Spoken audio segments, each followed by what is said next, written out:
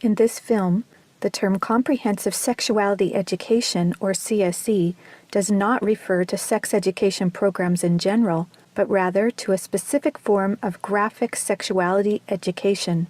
CSE is designed to change the sexual and gender norms of society, promotes high-risk sexual behaviors, and encourages even the youngest of children to experiment sexually.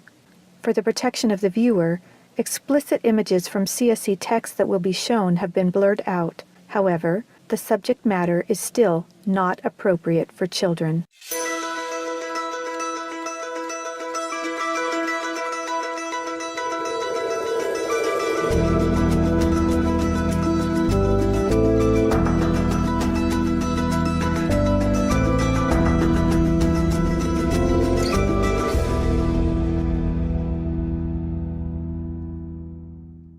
This is definitely an attack on healthy family life. It will affect your economy.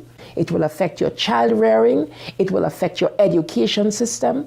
This has horrified a lot of people in South Africa. And the tool that is being used, the weapons that are being used, is comprehensive sexuality education.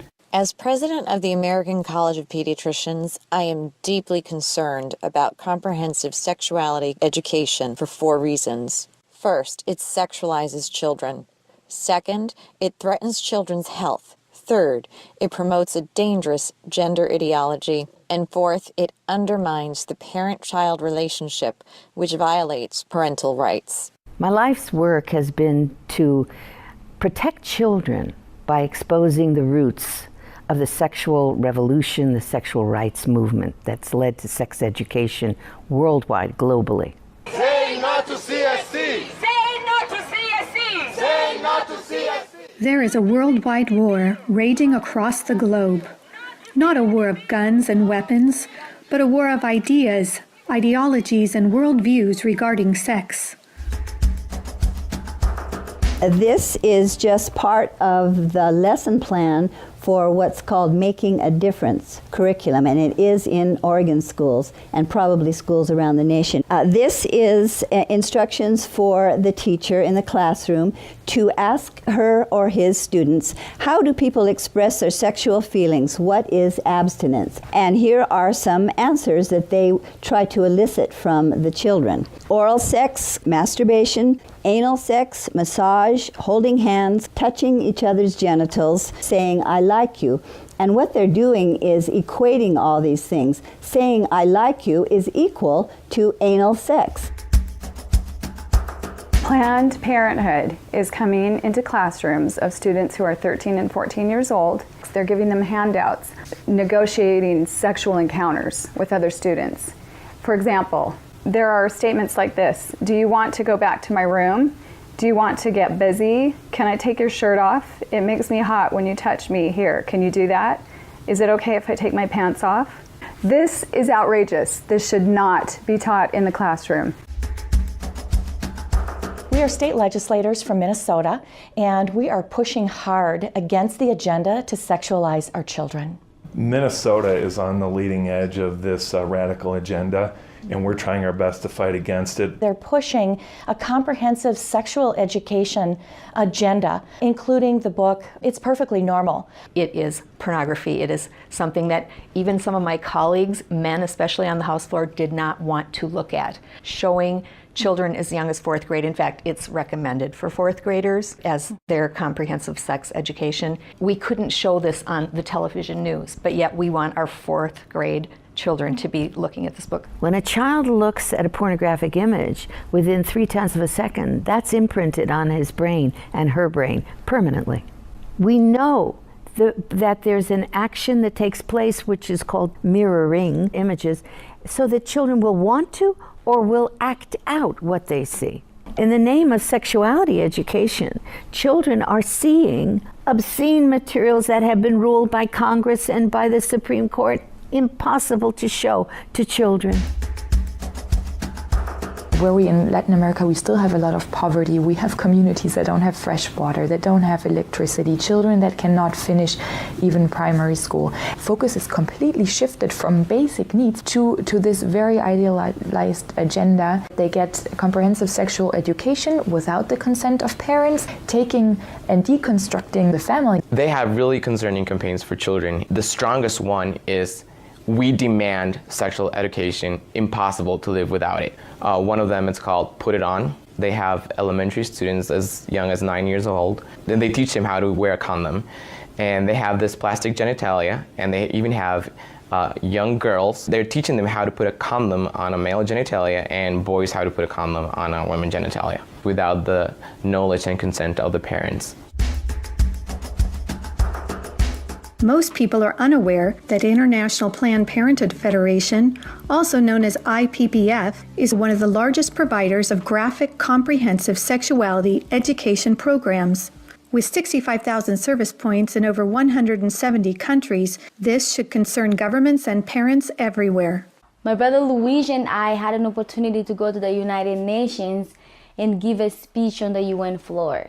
First, my brother explained about how we became orphans when both of our parents died of AIDS. I told him how Planned Parenthood was passing out a booklet for HIV-positive youth at the United Nations called Healthy, Happy, and Hot. This is for the kids who have AIDS. The booklet says its purpose, and I quote, "To support your sexual pleasure." It tells youth they can have sex in different ways. It teaches about sexual pleasure through masturbation, with same-sex partners, and even if you are drunk. One of the most disturbing things I think that I've ever seen as a physician, this pamphlet called Healthy, Happy, and Hot, put out by International Planned Parenthood Federation, tells young people, and you have the right not to disclose your HIV status to a sexual partner if you're not comfortable. I was just so offended at the booklet that Planned Parenthood put out, inviting people living with HIV to engage in the very acts that would harm them. It's all about rights instead of health. It also tells young people that are HIV positive that if they decide with their partner not to wear a condom, that's their decision. It's just this kind of information. It's so unbelievable to me as a physician. This kind of message was a death sentence to not only both of my parents, but also my brother Rogerio. I couldn't understand how a pro-abortion or abortion service provider in the United States of America was in South Africa and promoting the homosexual lifestyle. Here we're trying to protect young people from getting HIV/AIDS, and we're promoting a lifestyle that is very high risk.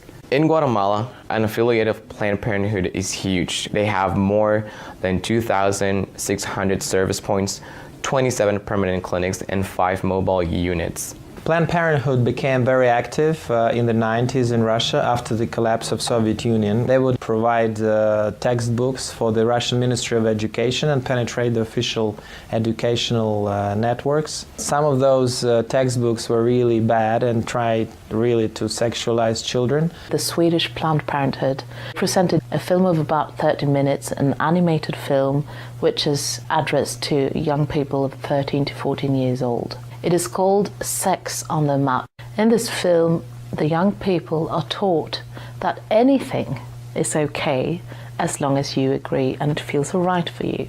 International Planned Parenthood Federation, especially in the Latin American region, is omnipresent. Be it at the mission at the United Nations, the person, for example, working on the actual language, drafting the document, is a direct International Planned Parenthood affiliate. We see the same thing in the Mexican government. They're usually the #1 advisor to the mission. They have a direct influence on the outcome documents, on what is established, what is negotiated at the UN. Planned Parenthood is one of the largest organizations in the world pushing sexual health and reproductive rights. What they mean by that is not so much about reproducing. It's not about health care for babies, for mothers who want to have babies. It's trying to prevent the birth of babies. Many of the key players that are advisors to the representatives of various countries, they're actually directly linked to International Planned Parenthood Federation. It's really striking how International Planned Parenthood Federation plays such a big role, and what we just can't put our finger on is how that happened. Margaret Sanger, the founder of Planned Parenthood Federation, she was part of the eugenics movement that she referred to black people as the weeds of society. She believed in this ideology that the weak people in society should be weeded out. They masquerade themselves as an agency here to help Africa plan its population. What they're trying to do is to suppress the African population. They do it through education, making sure that whatever reproductive health care is wanted is in the direction of not having children.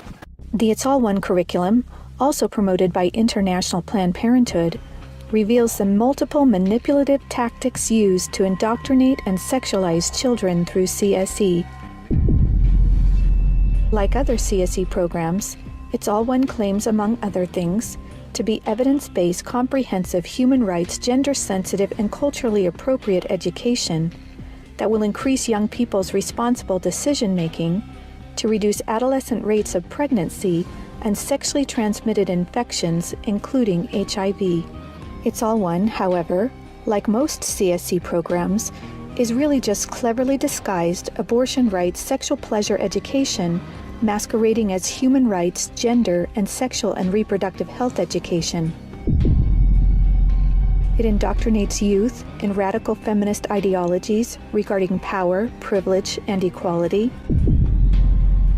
It aggressively promotes abortion with 112 references to abortion, manipulating young minds using scare tactics, telling girls, every minute of every hour a pregnant girl is dying, so we need to legalize abortion. Students are then required to read stories of girls who have had abortions so they can learn to walk in her shoes in the decision to have an abortion. Like other CSE programs, It's All One has an obsessive focus on sexual pleasure, mentioning sexual pleasure 62 times. It promotes multiple sex acts, the idea that one sexual practice is not better or worse than another, and instructs children on how to stimulate themselves or their partner to orgasm. Children are also asked to read personal stories about feeling sexually attracted to someone of the same sex. It also helps students identify the skills they need to be able to negotiate comfortable sexual relationships, and claims there is no right age to have sex, and that each person has to determine when he or she feels ready to have sex. To explore their readiness, children fill out a worksheet that infers children are ready to have sex when they are feeling close to the other person, when both of you want to have sex, when you are feeling sexually attracted to the other person, and when you're feeling comfortable about telling the other person what feels good sexually. It teaches that human rights encompass sexual rights, including alleged rights to all persons to sexual expression and the right to seek sexual pleasure. Students are also given a list of problems they can work on or advocate for, such as adolescents don't have access to sexual and reproductive health services, and where abortion is illegal, it is dangerous. It's All One curriculum has been in high demand since it was launched several years ago at the United Nations, with requests coming from more than 150 countries and from every state in the United States. This program has been taught to children across the world. It can be difficult to understand why any organization would promote promiscuity and high-risk sexual behaviors to children through comprehensive sexuality education. However, hooking children on sex is a multi-billion-dollar business for Planned Parenthood and other similar organizations. This is because children, or prospects, once sexualized, become Planned Parenthood customers dependent upon their services, and then are turned into peer advocates or educators, recruiting other young people as peer educators to generate even more customers for Planned Parenthood. Some of the lucrative, youth-friendly services Planned Parenthood and their partners provide include sexual and reproductive health counseling, contraceptive counseling, including emergency contraception, abortion services, sexually transmitted infections, including HIV prevention, treatment, and counseling, and now they even provide transgender hormone services. Planned Parenthood aggressively and quite successfully lobbies governments and the United Nations for millions of dollars annually to fund their multiple services and programs, including CSE. Some of their top executives receive high six-figure salaries, Yet, most governments are completely unaware of their true sexual agenda. Just looking into the next years in the context of the Sustainable Development Goals, that determines the agenda for the next 15 years. The voice is very, very biased. It's just International Planned Parenthood Federation and their affiliates who actually make the suggestions. The United Nations is also aggressively pushing CSE for children worldwide. A prime example of this is the International Guidelines on Sexuality Education, published by UNESCO in cooperation with UNFPA. Some of the objectives of the UNESCO Sexuality Education Guidelines include teaching children, among other things, at age 5, that masturbation is not harmful, at age 9, about sexual stimulation and the definition and function of orgasm, at age 12, about respect for different sexual orientations and gender identities, and at age 15, that both men and women can receive sexual pleasure with a partner of the same or opposite sex. When I got to the UN behind closed doors, I was really shocked. Comprehensive sexuality education, which was being pushed at us, really meant encouraging children to experiment sexually. The comprehensive sexuality education is presented as a silver bullet that would solve all the problems. It's seen as the index to economic growth, as a solution to poverty, as a solution to everything. Even more disturbing are the World Health Organization standards for sexuality education in Europe. These standards actually suggest that children ages 0 to 4 should be given information about enjoyment and pleasure when touching one's body parts or masturbation, and given the right to explore their gender identities. For ages 4 to 6, children should be taught about same-sex relationships and respect for different norms regarding sexuality. For ages 9 to 12, the differences between gender identity and biological sex, and about their sexual rights as defined by International Planned Parenthood Federation. And finally, for ages 15 and up, children should learn to celebrate sexual differences, about violations of their sexual rights, and their alleged right to abortion. The UN's Children's Agency, UNICEF, also promotes comprehensive sexuality education, and as far back as 1999, UNICEF was also found to be promoting the sexual pleasure agenda. For example, on page 89 of a UNICEF-published Sexual and Reproductive Health Manual for Pregnant Teens in Mexico, UNICEF listed situations in which one can obtain sexual pleasure that included sexual responses directed towards inanimate objects, animals, minors, and non-consenting persons. The way they're doing this is to actually penetrate our schools. And so once it changes at the policy level, then we'll probably have no control over what is taught in the schools and who teaches it. An online CSE program for African youth called The World Starts With Me tells children that sexuality includes French kissing, oral sex, and masturbation. It then tells them it's their own choice if they want to lose their virginity. It shows children pictures of naked girls and boys in various stages of development, and then asks them to point out differences in their private parts. Parents likely will never know, as it is all done online away from home. This program has been found in Kenya, Uganda, Ethiopia, and Ghana, and is probably in many other African countries. We have had several high-level visits to Jamaica and the Caribbean from Prime Minister David Cameron of the UK, from the Secretary General of the UN Ban Ki-moon, and from President Barack Obama. This is about pressuring the Caribbean to accept the sexual rights campaign. Letters have been written, try to get the Nigerian delegation to actually yield in matters of comprehensive sexuality education. The UN is for all countries, great and small. As such, it should not be used as a platform to advocate tendencies, ideologies, or ways of life that are at variance with its core principles and mandates. Many times we're cornered by other delegations seeking to impose a radical sexual agenda. We were confronted with a text that was replete with controversial issues, extremely divisive in nature. The Nigerian government was actually told by the Western countries that if they do not give in, that they will be denied foreign aid. Let me express serious concerns regarding UNFPA's attempt to discredit the government of Nauru and its permanent mission to the United Nations during these negotiations. UNFPA has tried to convince my country to change our positions on issues such as reproductive rights and comprehensive sexuality education. Harassing my capital or going through UNFPA's regional office in the Pacific will not change my country's position. Madam Chair, does the UNFPA think it can do this because Nauru is the smallest member state of the United Nations? The interests of organizations like UNFPA and IPPF is to get parents out of the picture and to radicalize and sexualize children. At the UN, if parental rights is being proposed in a document, it's thrown out.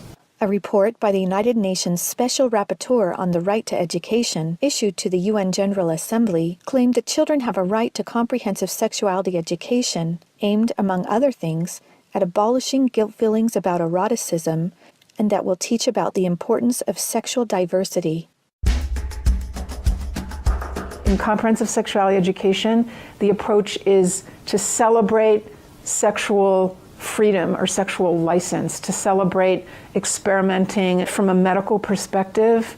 When sexual freedom is the priority, then sexual health is going to suffer.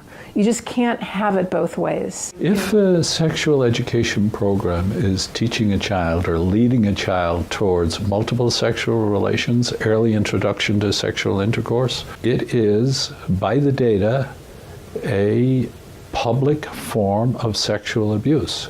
Out-of-wedlock births are going to skyrocket. They're going to have many more abortions. They're going to have much more STDs. The probability of depressions and anxiety directly out of matters sexual increase very significantly. So our country had a secret visit from the U.S. Special Envoy for LGBT rights, Mr. Randy Berry. He was accompanied by the senior LGBT coordinator for USAID, Mr. Todd Larkin, to try and see what the Jamaican climate was regarding sexual rights and how they could influence change. We were able to notify the public about this visit and to send a very clear message to the U.S. government that Jamaica will not be pressured into changing our values and our culture that protects the family. The Center for Disease Control, in their own research, shared information that 2% of the population of the US are men who have sex with men. And of that 2%, they account for 68% of the HIV infection. And the government of the United States spends $12 billion annually just to take care of that. I actually had to say to them that Jamaica cannot afford to spend that kind of money. One of the handouts that concerns me the most is called the Genderbread Person. They teach that gender is a spectrum, that you can choose to be whatever you want. You could be all female one day and the next day feel like you're neither female or male. Frankly, it's confusing. It's mental molestation. We're confusing these kids as to what they are. The greatest medical fraud in history is to tell someone that they can change gender. I lived as Laura Jensen for 8 years. I discovered that biologically it is categorically impossible to change a man into a woman. My life was completely torn apart. We have a whole specialty in medicine called gender-specific medicine. Did you know there's male and female kidneys, male and female hearts? If there's a woman who needs a kidney transplant, she will do better with a kidney transplant from a woman, because a kidney from a male, every cell in that kidney is going to have a Y chromosome. When we prescribe medications now, is this patient male or female? Because the reaction to the medication may differ. Leading young children down the path of puberty blockers, cross-sex hormones, and mutilating surgeries places them at a greater risk of developing high blood pressure, stroke, heart attacks, cancer, relationship problems, anxiety, depression, and suicide as adults. There are laws in Oregon where children as young as 15 can get taxpayer-funded sex changes without parental consent. You can't have an aspirin at school without parental consent. However, a student could make these life-altering, permanent decisions without the parental knowledge or consent. The Diagnostic and Statistical Manual of the American Psychiatric Association reports that as many as 98% of boys who are confused about their identity will come to accept their biological sex by the time they are adults, as long as they are not encouraged in their confusion. They're tampering with the core identity of these young people and confusing them. This is the enemy of my children and my grandchildren. And it's digging down into the core of being male and female, of our identity as persons, of our family life, of our children. The Minnesota State High School League created policy in sports which broke down the barriers of what gender identity actually is. They are no longer allowed to tell students you can or you cannot use a particular bathroom. The girls in the school that would actually try sometimes to go into the bathrooms just to get away from a boy, but now that's no longer possible because these boys can follow them right in. Comprehensive sexuality education programs are disguised under many names.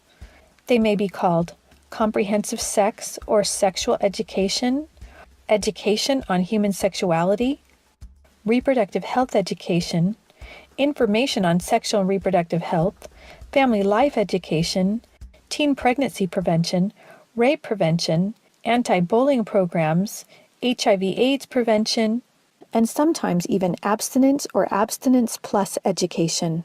CSE programs usually falsely claim to be age-appropriate, evidence-based, healthy sexuality education that will prevent teen pregnancy, sexual abuse, STDs, and HIV. This is to help people, young people, avoid the dangers of HIV/AIDS in South Africa. And they were telling them how they could have non-penetrative sex, oral sex, experimenting. So how is helping people to avoid HIV/AIDS? This pamphlet, or zine as they call it, is called Dry Humping Saves Lives. This means abstinence. So they suggest that children masturbate or masturbate in front of a mirror or in front of one another. Anal sex, oral sex, grinding, sleeping together, caressing, sexting. They suggest sexting, which would be getting your groove on, fluid-free, and again, this is abstinence to them, so they're actually encouraging sexual experience for children and calling it abstinence. Sexual rights, sexual education movements began with Dr. Alfred C. Kinsey. He was a professor at Indiana University. His book, Sexual Behavior in the Human Male, purported to say that everyone in the world was engaged in massive sexual promiscuity, that it was a global pattern of sexual behavior. Kinsey claimed that the research published in his book proved that children are sexual from birth, that children could engage in sex with no downside, no problem at all. Kinsey actually had pedophiles measure with a stopwatch how many children could achieve what he called orgasms within a 24-hour period. In his book, Kinsey defines orgasm for these children as fainting, as having convulsions, as screaming, as fighting to get away from the partner, what he called the partner. Kinsey documented this sexual abuse of children. Table 34 documents the sexual abuse by pedophiles of children from 5 months of age to 13 years, 317 children in that one table alone. The so-called research then, exploitation of these children, became the philosophies behind the entire structure of modern sexual education globally. Today, comprehensive sexuality education is based on this philosophy that children are sexual from birth, created by Kinsey. 3 main organizations that promote Kinsey's harmful sexual philosophies are the Kinsey Institute, Planned Parenthood, and the Sexuality Information and Education Council of the United States, also known as SECUS. In fact, Mary Calderon, the main founder of SECUS, was the former medical director for Planned Parenthood, and a former Kinsey Institute director, Wardell Pomeroy, was also a founding board member of SECUS. These 3 organizations are all accredited by the United Nations and use their UN status to promote Kinsey-based sexuality education to children across the world. Say no to CSE! Say no to CSE! Say no to CSE! Say no to CSE! We have tried to stop it. We have tried to break the consensus and ensure that comprehensive sexuality education has no place in the United Nations agreed language. We've got to stop it. We've got to use everything at our disposal. We have to stand together to stop this attack against our children. The material was exposed by one individual, and the entire nation got wind, and as a result of it, it had to be withdrawn. Every well-thinking adult must be vigilant and must stand as a gatekeeper to our children's development. Band together and find ways to stop it from entering your country. We are trying to stop Planned Parenthood in Guatemala, and they have all this funding and this organization, but we know that if we stand together, we can do something for the family, for the children, for the future of the world. We're in a battle. If this has not come to your state in a full way, I can tell you it's come to Minnesota, and we deal with it every single day. As elected officials, if we can't rise and stand up and speak out on behalf of our children, our innocent children, what are we even doing? What are we even doing here? We stopped the Kinsey sexuality education program in Croatia. I went to Croatia. I held up the Kinsey books in Parliament. I described to them the basis of the Kinsey books and held up the children of Table 34. And the Constitutional Court banned that sex education program. The American College of Pediatricians wants policymakers to understand this. When considering a sexuality education policy, be certain you specify that it be a sexual risk avoidance program. You must reject comprehensive sexuality education. We want to teach children to avoid all the risks, 100% of the risks, by avoiding early sexual behavior. These people, whoever they are, who want to make the sexual only about the pleasure, are working to destroy everything we are building. We resist it, even with our lives, because that's what life is all about. It is time for parents to say, no, my family is mine. My wife is mine. I am hers. Our children are ours. They don't belong to the state. And people of different faiths can easily band together on this. I may be a devout Muslim. I understand this. I'm a devout Mormon. I understand this. I'm a devout Roman Catholic. I'm a devout evangelical. On this parental issue, we are all together. Just understand, it's happening on our watch. If we don't do something about it, it is all of us that carry that guilt. Men have to rise up, defend their family. On matters sexual, the fathers have got to stand up. Say, you have no place talking sexuality to my children. We must let the world know the roots of this radical, destructive Kinseyan sexuality education. That is the only way we will be able to stop the corruption, the destruction of the world's children. Family Watch International invites good people from all around the world to join us in this worldwide battle to protect the health and innocence of children. To learn more and to sign the petition to stop comprehensive sexuality education, go to stopcse.org. You can also help by encouraging others to watch the documentary and sign the petition as well. Together, we can and will protect the world's children.